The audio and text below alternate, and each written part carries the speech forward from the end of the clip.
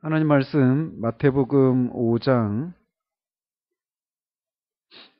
31절과 32절 두 절 보도록 하겠습니다. 마태복음 31절, 32절 같이 읽도록 하겠습니다. 시작. 또 일러스되 누구든지 아내를 버리려거든 이혼 증서를 줄 것이라 하였으나 나는 너희에게 이르노니 누구든지 음행한 이유 없이 아내를 버리면 이는 그로 간음하게 함이요 또 누구든지 버림받은 여자에게 장가드는 자도 간음함이니라. 아멘. 우리는 지난주에 우리로 하여금 죄를 지켜야 하는 것이 우리의 오른 눈과 오른손과 같이 가장 소중한 것이라고 하더라도 그것들을 버리기까지 하면서라도 죄를 억제해야 한다라고 하는 것에 대해서 살폈습니다. 그러면서 어떤 식으로 죄를 억제해야 하는가를 몇 가지를 이렇게 살폈죠.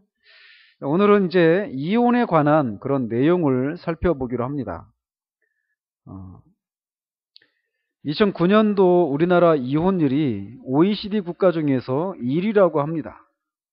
작년 통계청 자료에 의하면 작년에 33만 쌍 정도가 결혼을 했는데 그 중에서 11만 쌍 이상이 이혼을 했다고 합니다. 이혼율이 34% 정도 된다는 얘기죠. 전체 160만 쌍이 이혼을 했다고 하니까 딸린 아이들까지 계산하면 엄청난 숫자가 이혼의 고통을 겪고 있는 것을 알 수 있습니다. 결혼이 이렇게 쉽게 깨지다 보니까 요즘 요즘 혼인 신고를 하지 않은 채 혼전 동거를 하면서 사는 사람들도 많이 있다고 합니다. 여러분들 돌싱녀라고 하는 그런 말을 들어보셨습니까? 돌싱녀는 돌아온 싱글을 가리킵니다. 결혼했다가 이혼해서 혼자가 된 그런 여자를 가리켜서 돌싱녀라고 하는데 그런 신조어가 만들어지고 있는 그런 현실입니다. 그래서 이혼은 이제 이웃집 얘기가 아니라 우리와 너무나 가까운 현실이 되어버렸습니다. 오늘날 이혼이 이렇게 급증한 이유는 가정폭력, 배우자 간음, 고부 갈등과 같은 전통적인 그런 이유뿐만 아니라 소위 여성해방 운동을 주장하는 그런 사람들이 성과 가정과 결혼에 대한 어떤 전통적인 개념을 해체해버리는 그런 사조 속에서도 찾아볼 수 있습니다. 우리나라 사회 현실이 이렇다가 보니까 교회 안에도 이혼한 가정들이 많이 있고 이런 처지를 아는지라 성경적인 이혼관에 대해서 다루지 않는 모습들이 있는 것도 사실입니다. 심지어는 교단의 임원 중에 한 분은 3번의 이혼을 한 경력의 소유자라고 하니까 교회 얼마나 그런 교회 현실이 암담한지를 우리가 알 수 있겠죠. 설교자들은 늘 이렇게 그런 갈등을 이렇게 경험하게 되는 상황들이 바로 이런 상황들과 같습니다. 즉 청중들 안에 이혼한 그런 사람들이 섞여 있는 그런 경우들이 많이 있다라는 거죠. 그래서 그런 상황들을 놓고 이것을 성경적으로 얘기를 하는 것을 주저하게 되는, 갈등하게 되는 그런 상황들이 있다라는 거죠. 그러나 하나님의 말씀을 있는 그대로 전하는 것이 설교자의 임무이므로 이 말씀을 전하는 것은 너무나 당연합니다. 이 본문에서 다루고 있는 주제도 성경의 다른 말씀들만큼이나 하나님의 말씀이기 때문에 그렇습니다. 예수 그리스도의 복음은 우리 생활의 모든 부분에 관여하고 있고 우리 생활의 어떤 부분도 성경의 범위 밖에 있는 것은 없습니다. 성경은 우리에게 필요한 모든 것을 제공하고 있으므로 우리는 우리 생활의 모든 면에 대해서 성경으로부터 가르침을 받을 필요가 있습니다. 마찬가지로 오늘 본문에서 다루고 있는 이런 주제들도 그렇기 때문에 우리가 피해서는 안 되는 그런 상황이죠. 이 구절을 살펴보기 전에 이 본문의 배경을 먼저 우리가 상기할 필요가 있습니다. 우리 주님은 지금 이 주님의 가르침이 모세를 통해 주신 율법과 배치되는 것이 아니고 바리새인과 서기관들의 율법에 대한 가르침이 잘못되어 있다라는 것을 이제 말씀하시는 중에 6가지 실례를 들어서 설명하고 계신 중입니다. 그래서 옛사람에게 말한 바 너희가 이렇게 들었으나 나는 너희에게 이르노니 라고 이렇게 말씀하시면서 이런 구조를 사용하셔서 바리새인과 서기관들의 가르침이 어떻게 잘못되었고 원래 율법을 내셨을 때 의도했던 목적이 무엇인지를 풀어주고 계신 것입니다. 주님은 살인하지 말라 또 간음하지 말라라고 하는 이 10계명의 이 두 계명을 이렇게 말씀하시다가 계속해서 또 다른 10계명의 그런 10계명을 강론하시는 것이 아니라 여기서 잠깐 옮겨서 지금 간음하지 말라라고 하는 계명을 이어서 지금 이 이혼의 문제를 다루고 계십니다. 이것을 통해서 주님은 혼인한 사람의 생활 가운데 어떤 경우가 제7계명 즉 간음하지 말라라고 하는 이 계명과 관계되는 것인가를 이렇게 말씀하고 계신 것입니다. 사람 대 사람의 관계로서 특별히 하나의 사회생활을 형성해 나갔을 때 어떻게 가정의 순결을 보존하고 나갈 것인가를 이야기하신 것입니다. 이혼의 이런 이 법칙에 대해서 엄격하게 생각하든지 또는 비교적 부드럽게 대하든지 간에 결혼 생활상 순결에 끼치는 바가 굉장히 중요하고 큰 까닭에 주님은 당시에 흔히 유행하던 그 해이한, 느슨한 그런 이혼관, 너무나 쉽게 처리해버리는 그런 이혼관에 생각이 미치시면서 그것을 바로잡고 계신 것입니다. 그래서 우리는 이혼에 관한 문제를 다룸에 있어서 3가지로 접근할 수가 있습니다. 첫 번째는 모세 율법이 이 문제를 어떻게 다루고 있는가 이걸 살펴야 되고요. 두 번째는 바리새인과 서기관들은 또 이 문제를 어떻게 다루고 있는가. 그리고 마지막으로 우리 주님의 관점은 무엇인가를 살펴볼 수 있습니다. 이혼과 관련된 구약의 가르침은 신명기 24장 1절에서 4절까지에 나와 있습니다.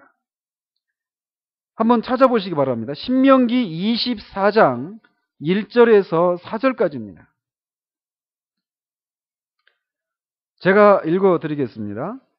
사람이 아내를 맞이하여 데려온 후에 그에게 수치되는 일이 있음을 발견하고 그를 기뻐하지 아니하면 이혼 증서를 써서 그의 손에 주고 그를 자기 집에서 내보낼 것이요 그 여자는 그의 집에서 나가서 다른 사람의 아내가 되려니와 그의 둘째 남편도 그를 미워하여 이혼 증서를 써서 그의 손에 주고 그를 자기 집에서 내보냈거나 또는 그를 아내로 맞이한 둘째 남편이 죽었다 하자 그 여자는 이미 몸을 더럽혔은즉 그를 내보낸 전 남편이 그를 다시 아내로 맞이하지 말지니 이 일은 여호와 앞에 가증한 것이라. 너는 내 하나님 여호와께서 내게 기업으로 주시는 땅을 범죄하게 하지 말지니라 라고 하는 이런 말씀이 있습니다.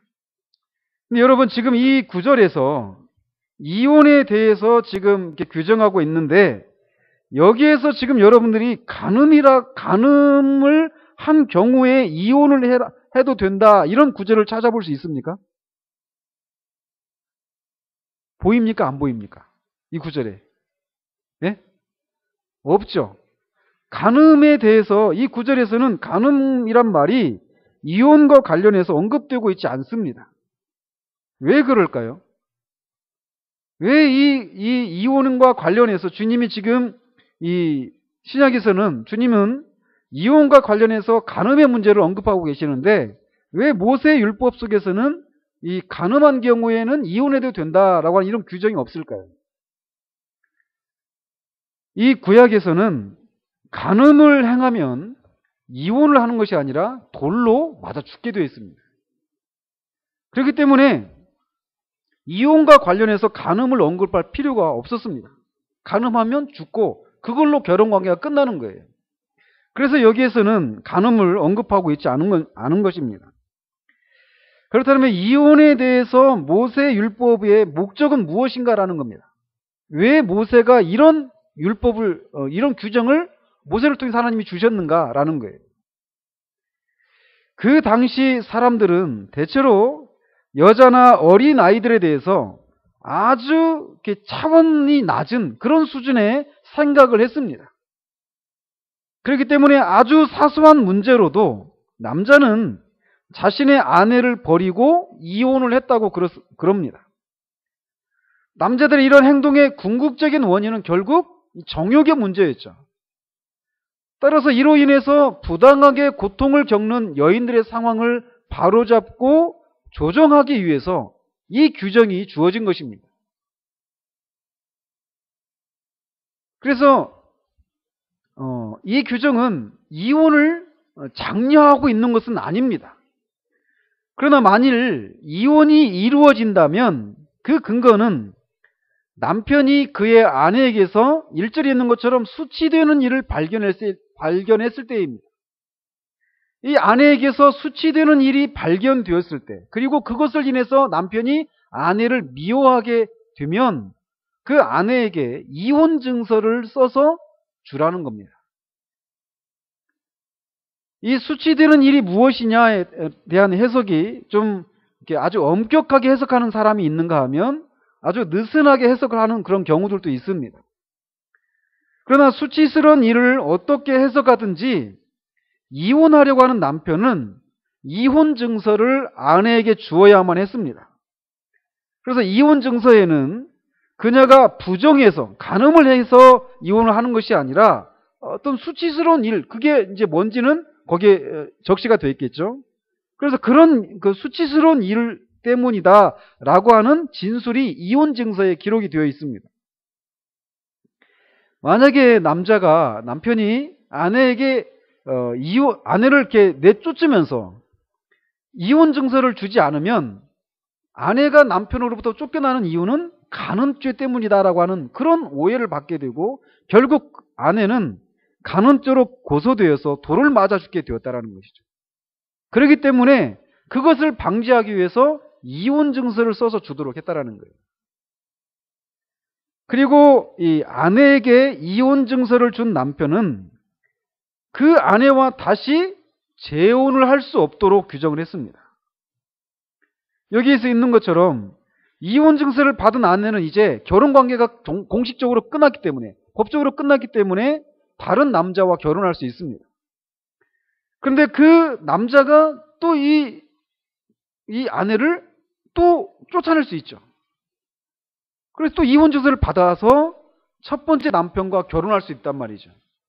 또는 두 번째 남편이 죽어서 이제 또 결혼 관계가 끝나면서 첫 번째 남자와 결혼할 수 있다는 거예요. 그러나 그것을 모세는 금하고 있는 것입니다. 결국 이런 규정을 준 목적은 말씀드렸던 것처럼 이혼에 대한 당시의 무분별한 풍토에 제재를 가하고 질서를 회복시키는 것이었습니다. 이로 인해서 이 고통을 받고 있는 그런 여인들을 이렇게 구제해주기 위한 그런 목적도 있고, 결혼이라고 하는 것을 그들이 마음 내키는 대로 쉽게 처리할 수 있는 것이 아니다라고 하는 것을 말해주고 있다라는 거죠. 모세가 규정한 이 이혼 규정은 그런 특징들을 가지고 있습니다. 이에 비해서 바리새인들과 서기관들은 모세가 어떤 조건 하에서도 아내를 버리라고 명했다. 심지어는 이혼을 강요한다고까지 해석을 했습니다. 그래서 이 주님이 오시기 전에 주전 1세기에 샴마이라고 하는 랍비와 힐렐이라고 하는 그런 랍비가 있었는데, 샴마이라고 하는 그 랍비는 이혼 규정에 대해서 아주 엄격하게 해석을 했던 그런 랍비였습니다. 그리고 이 힐렐이라고 하는 랍비는 아주 느슨하게 그 이혼 규정에 대해서 해석을 했다고 그래요. 그런데 이 느슨하게 해석을 했던 힐렐의 이 견해가 우세했다고 합니다. 그래서 그들은 아내에게 이혼 증서를 써주기만 하면 얼마든지 아내를 버릴 수 있다라고 하는 그런 식으로 해석을 했다라는 거예요. 그래서 이 힐렐에 의하면 아내가 남편을 위해서 음식을 만들었는데 그것을 망쳤다든가, 또는 다투기를 잘한다든가, 아내보다 더 아름다운 여인을 발견하게 되어서 그녀에게 흥미를 잃어버렸다든가 하는 그런 이유로도 이혼 증서를 써줘서 아내를 보내면 이혼이 가능하다라고까지 해석을 했다라는 거예요. 그러니까 그런 입장에 처해 있는 이 여자의 입장에서는 진짜 좌불안석이죠. 남자는 그 규정, 이혼 증서를 써줘라라고 하는 이것에만 주목을 했습니다. 이혼할 수밖에 없는 어떤 이유에 대해서는 그렇게 크게 주목하지 않으면서 아주 시시하고 사소한 문제들로 인해서 아내들을 이혼 증서 써줘서 이혼을 해버리는 이런 상황이었다라는 것이죠. 그들은 모세의 율법의 본래 의도는 회피하고 율법에 추가한 교묘한 해석과 전통으로 사실상 모세의 율법을 무력화시키고 있었던 것입니다. 이런 배경 하에서 우리 주님이 그렇게 말씀하신 거예요. 32절 한번 보십시오. 5장 32절 마태복음 시작. 나는 너희에게 이르노니 누구든지 음행한 이유 없이 아내를 버리면 이는 그로 간음하게 함이요 또 누구든지 버림받은 여자에게 장가드는 자도 간음함이니라. 주님은 여기서 이렇게 그런 배경, 이혼을 무분별하게 남용하고 있는 그런 풍토 하에서 이혼에 대한 규정을 지금 말씀하고 계신 것입니다.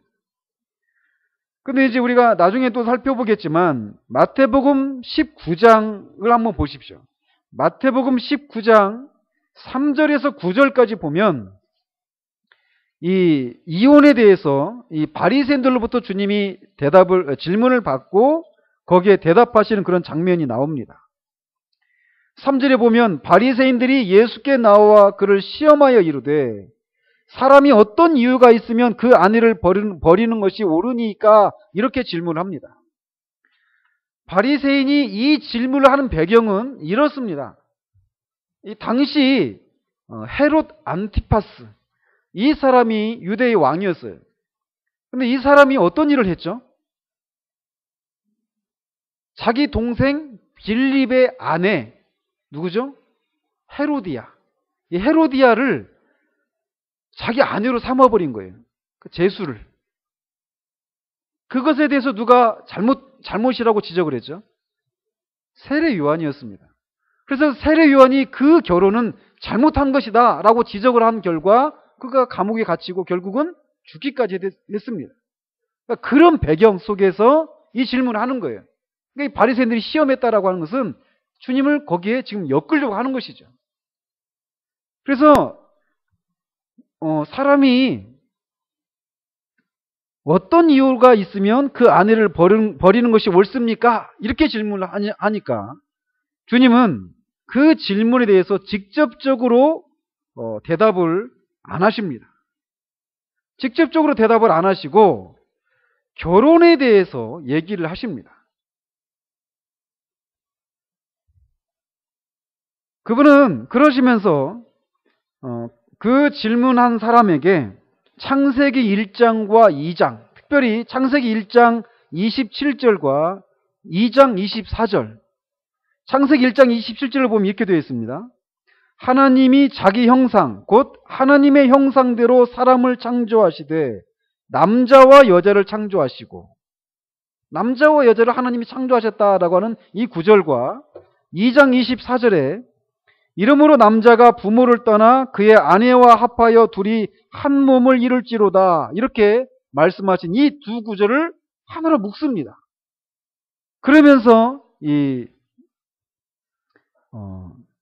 4절과 5절에서 이거를 이제 묶으시면서 이 남자와 여자를 창조하신 분이 하나님이시고 그 하나님이 남자와 여자를 하나로 묶어서 결혼을 결혼이라고 하는 제도 안에 이렇게 묶으셨던, 이렇게 남자와 여자와 또 결혼 제도를 창조하신 분이 바로 하나님이시다라고 하는 것을 먼저 언급을 하십니다. 그러시면서 주님은 이러므로 남자와 여자를 창조하고 하나로 둘이 한 몸을 이룰지로다 이렇게 말씀하신 분이 이제 하나님이신데, 그러시면서 이렇게 말씀하셔요. 그런즉 이제 둘이 아니요 한 몸이니 그러므로 하나님이 짝지어 주신 것을 사람이 나누지 못할지니라, 이렇게 덧붙이십니다. 즉 주님은 이 말씀을 통해서 결혼이라고 하는 것은 인간이 남자와 여자의 어떤 계약 이상이라는 것입니다. 결혼이라고 하는 것은 신적인 멍해라는 거예요. 즉 남자와 여자가 서로를 사랑하는가 사랑하지 않는가 여기에 있는 것이 아니라 신적인 뜻과 말씀의 이 결혼의 뿌리가, 결혼의 근거가 거기에 있다라는 거예요. 하나님으로부터 난 것이라는 겁니다. 주님은 이것을 통해서 결혼이라고 하는 것은 이렇게 신성하고 영광한 것이라는 거예요. 하나님이, 우리가 나중에 이제 천국에 가면 우리 결혼 관계가 다 깨지잖아요. 그 전까지는 하나님이 하나가 되라고 하신 그것을 사람이 깨뜨릴 수 없다. 그때까지는 영구하다라는 겁니다. 그것을 먼저 언급을 하십니다. 그러니까 이 말씀을 통해서 지금 주님은 바리새인들이, 서기관들이 이혼에 대해서 어떤 경우에 가능합니까? 이렇게 접근하는 그 생각의 뿌리에 그들이 결혼이라고 하는 제도 자체가 어디서부터 온 것인지, 그리고 그것이 하나님으로부터 온 것인데 그것이 그렇기 때문에 신성하다라고 하는 이 생각으로부터 지금 출발하지 않고 있는 그런 경박함들을 지적하고 계신 거예요. 자, 이렇게 주님이 하나님이 하나 되게 하신 것을, 짝지어 주신 것을 사람이 나누지 못한다 이렇게 말씀하시니까 이제 바리새인이 또 이렇게 질문하죠. 모세는 이혼 증서를 주어서 버리라고 명하지 않았습니까? 이렇게 또 묻는 거예요. 하나님이 짝지어 주신 것 사람이 나눌 수 없다라고 이렇게 말했는데 모세는 이혼 증서를 써서 이혼하라 이렇게 명했다라고 말을 합니다. 그러니까 주님은 모세가 너희 마음의 완악함 때문에 아내 버림을 허락하였거니와 본래는 그렇지 아니하니라 라고 답변하십니다. 바리새인은 명했다. 모세가 이혼 증서를 써주라고, 이혼 증서를 줘서 버리라고 명령했다 이렇게 말을 하는데 주님은 그것에 대해서 명령이 아니라 허락했다라고 그렇게 말씀하십니다. 즉 주님은 모세가 이혼 증서를 주어서 아내를 버려라라고 한 이런 규정은 인간의 죄에 대한 신적인 양보라고 대답하신 거예요. 즉 이혼 증서를 써주라고 하는 것은 인간의 죄의 그 악한 영향을 제한하려고 하는 그런 의도로 만들어졌다라는 겁니다. 마치 그 구약의 율법에 보면은 눈에는 눈, 이에는 이 이런 규정이 있잖아요. 그리고 보면 우리는 굉장히 원시적이다 이렇게 생각할 수 있어요. 현대인들이 이렇게 생각하면. 그러나 그렇지가 않습니다. 눈에는 눈, 이에는 이 규정을 두신 것은 인간이 누구한테 자기가 눈을 상했다고 한번 생각해 보십시오. 주먹을 한 대 맞아가지고 눈을 상했어요. 그럼 우리 인간 안에 있는 이 죄된 악한 성격은, 악한 본성은 내가 받은 것 이상으로 갚아주려고 하는 그런 본성이 있단 말이죠. 그렇지 않아요? 내가 받은 대로가 아니라 받은 것 이상으로, 심지어는 죽이려고까지 한단 말이죠. 근데 그런 악한 본성을 제한하려고 하는 그런 목적으로 눈에는 눈, 이에는 이 이렇게 규정을 해놓으셨다라는 거예요. 그런 것처럼 이혼 증서에 대한 규정도 그런 거라는 겁니다. 본래는 하나님이 짝지어 주신 거기 때문에 사람이 나눌 수가 없지만 너희들의 악한 본성을 인해서 하나님이 그렇게 신적인 양보를 하신 것이다 라는 겁니다. 그런데 이 바리새인들은 그런 신적인 양보를 마치 이혼을 해도 된다라고 하는 신적인 승인으로 해석을 했다라는 거예요. 이런 차이가 있다라는 겁니다. 그러면서 우리 주님은 이혼의 유일한 이유는 배우자가 음행을 행한 것 한 가지 이유뿐이라고 말씀하십니다. 오늘날 사람들이 이혼을 하는 많은 이유들 중에 하나는 이렇게 배우자의 음행, 배우자의 간음이라고 하는 이런 문제도 있지만 사실 이것 이외에 수많은 이유들로 성격 차이, 가정폭력, 알코올 중독, 어떤 삶의 그런 어떤 무능력함들, 성격 차이, 고부 갈등, 수많은 그런 이유들로 인해서 이혼을 하고 있는 이 현실 속에서, 현실에 비추어 보면 그런 많은 현실들이 있는데 주님은 이혼에 대한 유일한 한 가지 이유는 음행뿐이다라고 말씀하고 계신 거예요. 고린도전서 6장 16절에 보면 창녀와 합하는 자는 그와 한 몸인 줄을 알지 못하느냐 일러스되 둘이 한 육체가 된다 하셨나니 이렇게 말씀하고 있어요. 앞에서 주님이 둘이 한 몸을 이룰지니라 이렇게 말씀하셨잖아요. 결혼관계는 둘이 한 몸을 이루는 겁니다. 몸은 둘이지만 하나라는 겁니다. 내 몸에 오른손과 왼손이 손 두 개가 있지만 다 뭐라고 말을 합니까? 내 손 이렇게 말을 하잖아요. 그런 것처럼 다른 두 인격체가 따로따로, 육체가 따로따로 있지만 둘이 하나라는 겁니다. 그런데 이 결혼이 그런 것인데 이 음행을 행하는 것은 음행을 행한 당사자가 한 몸을 잃어버리는 것이라는 거예요. 이 결혼관계의 하나라고 하는 이 한 몸을 잃을지니라고 하는 이 결혼관계를 깨뜨리는 유일한 것이 뭐냐? 바로 음행이라는 겁니다. 음행이 그렇기 때문에 음행을 행한 경우에는 이혼을 할 수 있다라는 겁니다.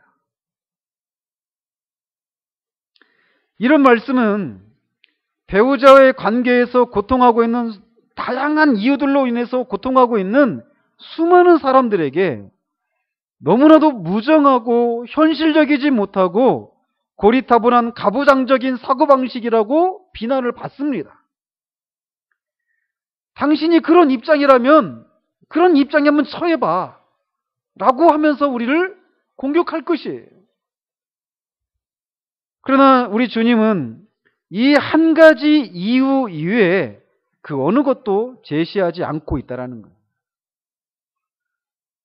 그렇기 때문에 이 설교자나 교회 지도자들은 그런 형편에 있는 사람들에게 음행 이외에 다른 이유들로 인해서 내가 정말 이 결혼 관계를 계속 지속해야 되는가 라고 하는 그런 상황 가운데 있는 사람들에게 주님이 하신 말씀, 음행 이외에 이혼을 하는 것은 간음을 행하는 것이다 라고 하는 이 말씀을 말하는 것이 쉽지 않다라는 거예요. 그렇지만 이렇게 말씀하신 분은 바로 우리 주님이십니다. 아무리 음행이라는 것 이외에 그 어떤 이유들을 이렇게 제시하면서 더 이상 나는 이 결혼 관계를 유지할 수 없습니다 라고 말한다 할지라도 주님이 제시한 것 이상을 넘어갈 수 없다라는 거예요. 그러나 이런 경우라 하더라도 이것은 명령이 아니라 이혼할 수 있는 근거가 된다는 것입니다. 즉 배우자가 음행을 범했어도 그러니까 이혼해라 이렇게 명령이 아니라 이혼할 수 있는 근거는 될 수 있다는 겁니다. 비슷한 경우를 사도 바울이 고린도전서 7장에서 가르칩니다. 이방인으로 있었던 두 남녀가 그 한편이 남편이나 아내가 복음을 듣고 개종을 합니다. 그러면서 그가 새로운 피조물이 돼요. 그러면서 그 믿지 않는 남편이나 믿지 않는 아내와 같이 이제 살지 않고 떠나려고 하는 그런 상황들이 벌어졌습니다. 고린도 교회 안에서. 그런 경우에 대해서 이제 사도 바울이 가르침을 베푸는데 그들에게 얘기하기를 그렇게 한편이 개종을 해가지고 믿지 않는 남편이나 믿지 않는 아내와 이제 떨어져도 갈라서도 합법이라는 겁니다. 불법이 아니라는 거예요. 그렇지만 상대방이 개종하지 않은 상대방이 같이 살고자 한다라면 갈라서지 말라라는 거예요. 같이 삶으로써 믿지 않는 배우자가 믿는 배우자에 의해서 또 그 자녀들이 거룩해질 수 있다는 겁니다. 그들이 자동적으로 어떤 그리스도인의 성품을 닮아가는 일이 일어난다, 이런 의미라기보다도 그들이 복음을 접하고 거룩해질 수 있는, 구원에 이를 수 있는 그런 기회를 제공해 줄 수 있다는 것이죠. 이런 식으로 이혼이라고 하는 것은 음행을 행한 경우에는 이혼을 할 수 있지만 그런 경우라 할지라도 그것은 명령이라기보다도 이혼할 수 있는 근거라는 것입니다. 그러시면서 주님은 음행이 아닌 다른 이유로 아내를 버리고 다른 데 장가드는 것은 간음하는 것이다 라고 말씀하십니다. 이것은 여자의 경우도 마찬가지죠. 이렇게 본다면 오늘날 얼마나 많은 사람이 이 범주에 해당이 되는가라는 거예요. 음행 이외에 다른 이유들로 이혼한 사람들이 교회 안에도 세상에도 넘쳐나고 있단 말이에요. 여기에 어려움이 있습니다. 그러니까 이런 말씀을 전하는 것이 쉽지가 않아요. 그러나 우리 주님은 명백하고 강력하게 주장하십니다. 이혼에는 한 가지 이유만 있을 뿐이라고. 즉 음행이라고 하는 그 한 가지 이유 이외에는 이혼을 결코 허용하지 않으신다라는 거예요. 아무리 그가 고통을 받고 있어도. 이렇게 해서 우리 주님은 율법을 내신 분의 권위를 가지고 간음죄를 범하면 돌로 쳐 죽이라고 하는 이스라엘 백성에게 주어진 임시적인 법을 철폐하고 계십니다. 아까 우리가 살펴본 것처럼 이스라엘 백성들은 간음을 하면 돌로 쳐라, 죽여라 이렇게 말씀하셨는데 그 법을 철폐하고 계시는 거예요. 간음을 한 경우에는 이혼 증서를 써서 이혼을 할 수 있다는 겁니다. 죽지 않아도 된다는 거예요. 주님은 간음에 대한 이혼 사유를 이런 식으로 합법적으로 만드시고 계십니다. 이때로부터 남자와 여자는 간음죄로 인해서 돌로 죽지 않아도 되었습니다. 간음이라고 하는 그런 합법적인 이유로 이혼을 한 사람은 따라서 재혼을 해도 합법적입니다. 더군다나 그가 기독교인이라면 기독교적인 재혼을 할 권리가 있습니다. 그렇다면 이미 이렇게 간음죄를 저질러 버린 사람은 어떻게 해야 되는가? 음행 이외에 다른 이유로 이혼을 하고 그 결국은 간음죄를 저지른 사람들은 어떻게 해야 되는가라는 거예요. 그런 사람들이 교회 안에 진짜 많거든요. 그들은 그냥 추운 문 밖에서 죄책감과 심판에 대한 두려움과 하나님으로부터 버려졌다라고 하는 생각으로 두려워 떨고 있어야만 하는가라는 겁니다. 복음은 언제나 사람들로 하여금 죄를 지어도 된단 말인가? 라고 하는 그런 생각을 불러일으키기 마련입니다. 따라서 이렇게 이미 음행 이외에 다른 이유로 이혼을 한 사람들은 어떻게 해야 되는가에 대한 질문에 대한 답이 어떤 사람들로 하여금 방종의 길을 열어줄 위험이 있지만 말씀드리건대 간음죄를 저지른 사람에게도 용서받을 수 있는 길이 있다라는 것입니다. 만일 그 죄가 하나님을 향한 것이고 그렇기 때문에 그 죄가 얼마나 가공할 만한 것인지를 깨닫고 자신의 죄를 회개하고 하나님의 사랑과 자비의 은혜에 자신을 맡기면 그리스도의 보혈에 용서하시는 은혜가 임할 것이라는 거예요. 그러나 기억할 것은 주님이 38년 된 그 병자를 고치시고 나중에 만나서 이렇게 말씀하신 것처럼 다시는 죄를 범하지 말라 이렇게 말씀하셨던 것처럼 그 말씀을 기억해야 됩니다. 어떤 죄도 용서받지 못할 죄는 없습니다. 그러나 그 용서를 그것을 우리가 악용을 해서는 안 된다라는 것이죠. 그러므로 교회는 오늘날 이런 현실 속에서 결혼이 무엇인지를 성도들에게 교육을 해야 됩니다.